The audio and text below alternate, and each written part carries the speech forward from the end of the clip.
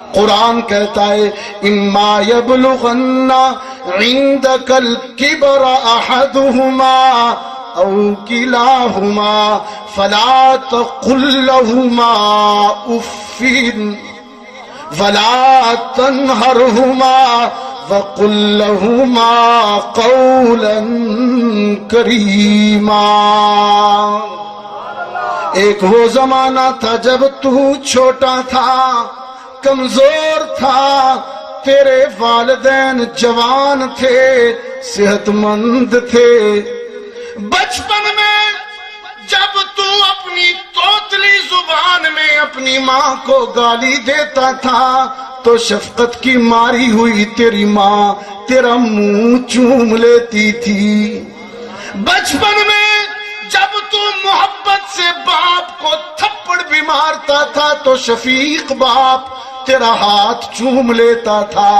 آج زمانہ بدل گیا، آج وقت گزر گیا، تو جوان ہو گیا، تجھے پیدا کرنے والے بوڑھے ہو گئے، ضعیف ہو گئے، کمزور ہو گئے۔ وہ صرف خود ہی بوڑھے نہیں ہوئے، ان کا حوصلہ بھی بوڑھا ہو گیا، ان کا ضبط بھی بوڑھا ہو گیا۔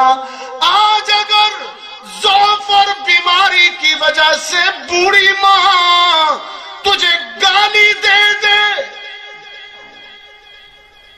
تجھے گالی دے دے، احسان کا بدلہ تو یہ تھا کہ تو منہ چومتا، لیکن اگر تو منہ نہیں چوم سکتا، قرآن کی تعلیم یہ ہے لا تقل لہما اف، اف نہ کرنا۔ آج اگر تیرا باپ بوڑھا باپ تجھے تھپڑ بھی مار دے تو پلٹ کے جواب نہیں دینا، لا تنہرہما، جھڑکنا نہیں۔ نوجوان بیٹا کہتا ہے خداوندہ جوان ہوں، عقل پوری ہے، یہ بوڑھے ہیں، کمزور ہیں، جب یہ برا بھلا کہتے ہیں برداشت نہیں ہوتا، میری رگوں میں گرم گرم خون ہے، کیا کروں؟ ان کی گالیاں سنی نہیں جاتی۔ قرآن نے تعلیم دی جب ان بوڑھوں سے کوئی ناگوار بات سامنے آ جائے، انہیں تو کچھ نہ کہا کر، انہیں تو کچھ نہ کہا کر، لیکن میرے حضور دامن پھیلا کے یوں مانگا کر رب ارحمہما، رب ارحمہما کما ربیانی صغیرا۔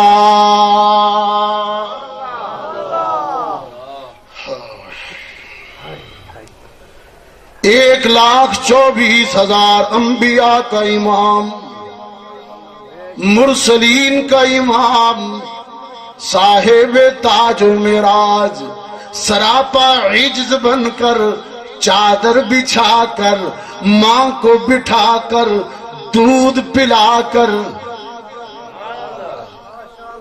اور ماں کہہ رہی تھی بیٹا، حلیمہ کہہ رہی تھی بیٹا، بیٹا بچپن میں ایک دن تیری بہن شیما کہنے لگی تھی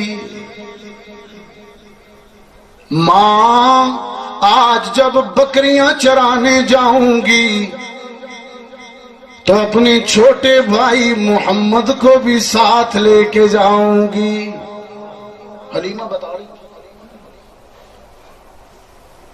سیدہ حلیمہ فرماتی ہیں میں نے کہا شیما نہ لے کے جا، آج نہ لے کے جا، تو بکریاں سنبھالے گی یا بھائی کا خیال رکھے گی؟